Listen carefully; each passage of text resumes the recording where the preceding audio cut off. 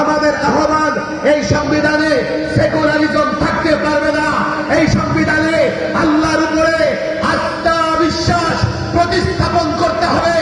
আল্লাহর কসম, এর ব্যতিক্রম বাংলাদেশের একজন মুসলমান মানবে না, মানতে পারে না।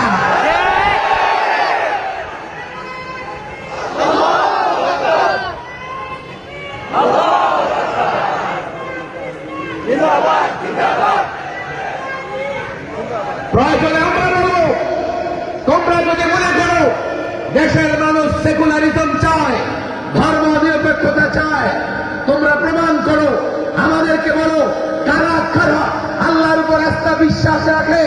আপনারা প্রমাণ করেন। আল্লাহর কসম, বাংলাদেশের যে কোনো প্রান্তে কমপক্ষে 2 কোটি মুসলমান জমায়েত করে আমরা দেখিয়ে দেব এদেশে আল্লাহর উপর বিশ্বাস আস্থা ছাড়া সংবিধান থাকবে না, থাকতে পারে। তোমরা প্রমাণ করে দেখাও কারা সেকুলারিজম চায়। তোমরা প্রমাণ করতে পারবে না।